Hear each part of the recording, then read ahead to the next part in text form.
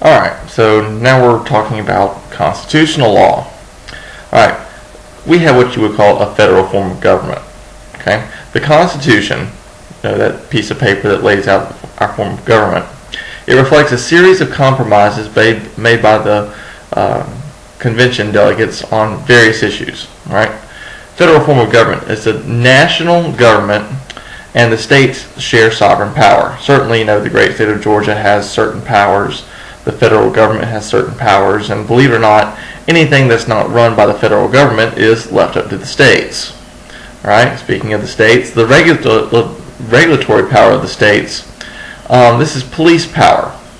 This refers to a broad right of state governments to regulate private activities, to protect and promote the public order, health, safety, morals, and genuine welfare.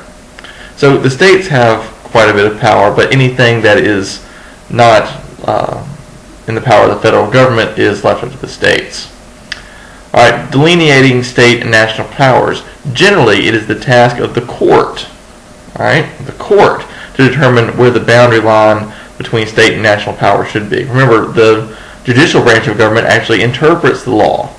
So they're supposed to say, hey, this is where the line is, okay? Relations among the states. Let's look at some of these different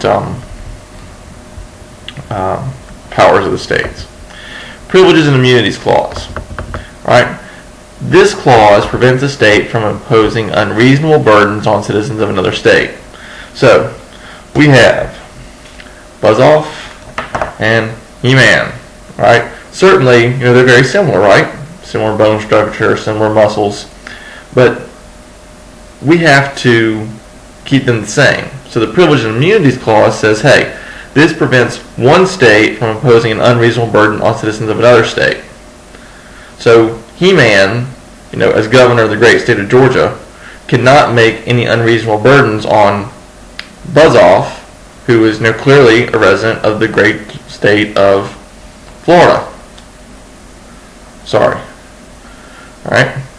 Full faith and credit clause applies only to civil matters, not criminal, just civil. It ensures that rights established under deeds, wills, contracts, and similar instruments in one state will be honored in another state. So that means, if Many-Faces, right here in his human form, enters into a contract with his, his monster form, I know y'all are getting excited about this, that contract will be honored in whatever state he goes into. Okay? This has contributed to the unity of American citizens because it protects their legal rights as they move about from state to state. So certainly, regardless of where Many-Face moves, the contracts he enter into will be binding. Okay? And that's a really good thing. That ought to give you that warm, fuzzy feeling inside. Alright? Separation of national government's powers. Checks and balances. This is that old high school English, or high school government. But checks and balances, we are composed of what? 3 different branches of government: the executive branch, the legislative branch, and the judicial branch. They all have checks and balances on whatnot. Typically, the legislative branch makes the laws. That's the House of Representatives and the Senate. Once those laws are made, it is the job of the executive branch, i.e. the president, to carry out those laws. And then the judicial branch turns around and interprets the laws. Okay? Very interesting stuff. Remember, no one single power of government is going to have all the power. It's going to be separated among those 3 branches. There's always a check and a balance on every law that's made. So let's look at the law. Commerce Clause. Right? Arguably, this has had the greatest impact on businesses than any other provision in the Constitution. Commerce within the state's boundaries could also be regulated by the national government as long as the commerce substantially affects commerce involving more than one state. So as long as there's a possibility that the commerce will go over state lines, it comes into the Commerce Clause. Right? In fact, this has been expanded. The power of the Commerce Clause grew. Can you tell I can't speak this morning? If it is interstate commerce and feels the pinch, it does not matter how local the operation is, and that applies the squeeze. This goes back to an old Georgia case, and it deals with if memory serves, it was a minority individual who was wanting to stay at a local hotel that was like 5 miles off the main road, and the court held that that minority could not be discriminated against because his activities, even though slight, would affect interstate commerce. Okay?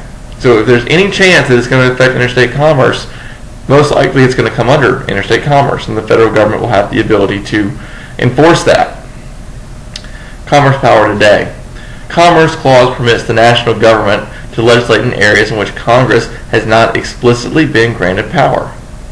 That's interesting.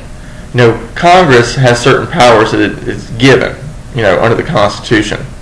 But this Commerce Clause gives them the ability to regulate certain things that is not expressly given to them. But there has been some limitations. The Supreme Court did strike down the ban on guns within 1,000 feet of any school because the act attempted to regulate an area that had nothing to do with commerce. Now, certainly the states have come in and made all sorts of rules dealing with guns in school areas. But the Supreme Court struck down that the federal government can't do that. They're not allowed to because it doesn't affect interstate commerce. All right, what about the Dormant Commerce Clause? The Dormant Commerce Clause comes into play when regulations impact on interstate commerce. So this would be something that's completely intrastate, but it would still affect interstate commerce. Look at some of these examples. States cannot regulate the length of trucks that travel through their state. Well, that's just silly. All right? Could you imagine that if every state had a regulation on how long your truck could be? Nothing would be able to be transported. Also, states cannot create laws that influence alcohol in their state. Okay? That's two really interesting areas where, hey, the state is doing something wholly intrastate, but it affects interstate commerce.